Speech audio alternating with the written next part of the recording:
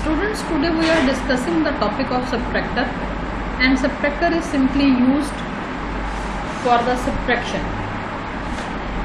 In this topic subtractor, we will discuss the half subtractor and full subtractor. So first of all, we will discuss the half subtractor. Basically, half subtractor, it is a combinational circuit that is having the two inputs. In this figure you may say this, there are two inputs, one is A and the other one is B, and it is having the two outputs, one is D and the other one is B, where D stands for difference and B stands for borrow. Basically, half subtractor, it is used for the subtraction of two bits number. When we want to subtract two bits, then we use the half add, and as shown from the figure that it contains two inputs and two outputs. When we design the half subtractor, then we will follow the following steps while designing a half subtractor. First of all, identify how many inputs and how many outputs. So in half subtractor there are only two inputs and two outputs. So in this case we may say input variables are A and B, that may be 0 or that may be 1, and output variables are D and B, where D is the difference and B is the borrow. Now in step 2, we will draw the truth table.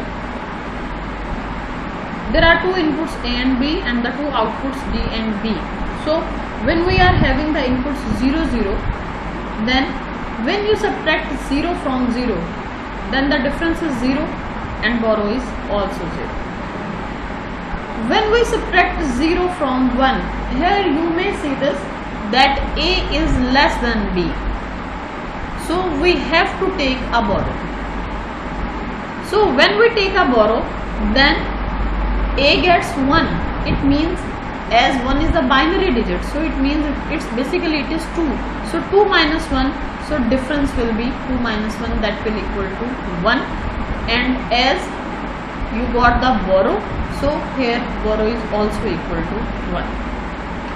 Now the next input is 1 and 0, as A, that is greater than B, that is A is 1 and B is 0.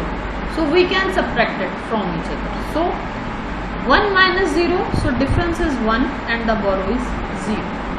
The next input is 1 minus 1. 1 minus 1, the difference is 0 and borrow is also 0. So this is the truth table of this. In next step, we will simply find out the Boolean expression for this truth table. And there will be the two expressions, as there are two outputs. One expression will be for the difference and the other expression will be for the borrow. So guys, in the next step we are going to draw the K-map using the above truth table and determine the simplified Boolean expression. So when we go through for the D, then the output D is 1 when we have 0 and 1. When A is 0 and B is 1, then at that time we have 1, and when A is 1 and B is 0, at that time the output is also 1. So here in this K-map, where the A complement B, that is the 1 output, and at A B complement, at that stage there is also the 1 output. So when we simply write it, then we will have D is equal to A exclusive OR with B, because the output D will be equal to A complement B plus AB complement, and A complement B plus AB complement, that is equal to the A exclusive OR with B. Now we goes for the borrow. For B, we are having the output 1 only at that stage where A is 0 and B is 1. At that time the output for borrow is equal to 1.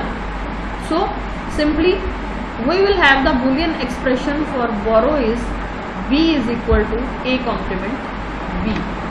That will be the expression for B.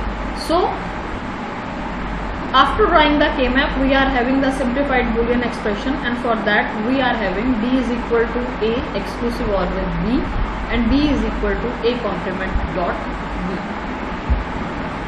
In the next step, we will draw the logic diagram.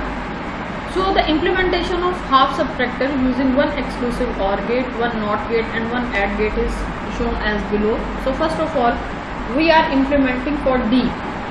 As the D is equal to A exclusive OR with B, so simply we are having A input and B input, both will exclusive OR.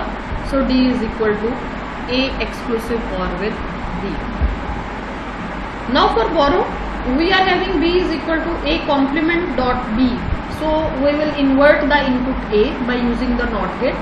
That's why we are using a NOT gate at input A. And the second one is the B.